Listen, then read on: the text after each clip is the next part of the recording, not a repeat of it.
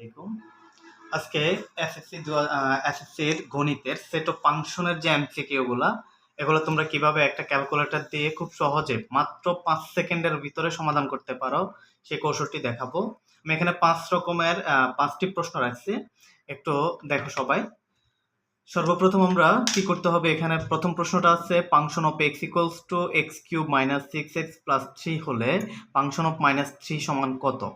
আমাদেরকে যেটা করতে হবে সেটা হচ্ছে ক্যালকুলেটর প্রথমে অন করে সর্বপ্রথম আমরা আলফা দিব, আলফা দিয়ে এক্স উঠাবো। এখানে এই ব্র্যাকেটের মধ্যে এক্স আছে, আলফা দিয়ে এক্স উঠাবো, তারপরে পাওয়ার 3 অর্থাৎ এক্স কিউব আনলাম, মাইনাস দিব, এরপরে 6, তারপরে আবারও আলফা দিয়ে ব্র্যাকেট দিলে এক্স আসবে, 6x প্লাস 3 যেভাবে আছে আমি উঠাইলাম। প্রশ্ন এখন ফাংশন অফ এক্স বাদে প্রশ্নটা উঠলো।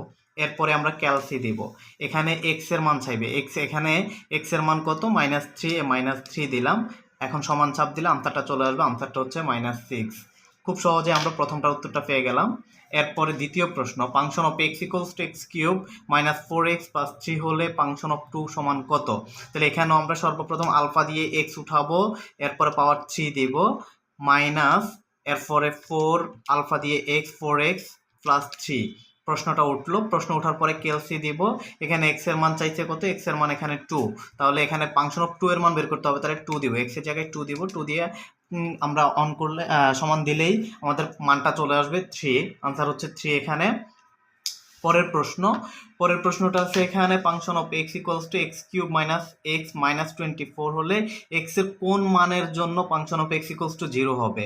তাহলে আমরা আবারও প্রথমে আলফা দিয়ে এক্স উঠালাম, এরপরে পাওয়ার আছে 3 x cube minus x minus 24, ওঠানোর পরে ক্যালসি দিব, ক্যালসি দিয়ে এখানে তো আমাদেরকে ফাংশন অফ এক্স এর কোন মানের জন্য শূন্য হবে এটা বের করতে বলছে। প্রথমে এখানে অপশনে প্রথম অপশনটা 2 আছে, আমরা প্রথম অপশনটা 2 দিই, 2 দিলে আসছে এখানে -18, যেটা আমার 0 হয় নাই, তাহলে এটা আমরা নিব না, আমরা এটাকে চেঞ্জ করব, এটা আমরা নিব না।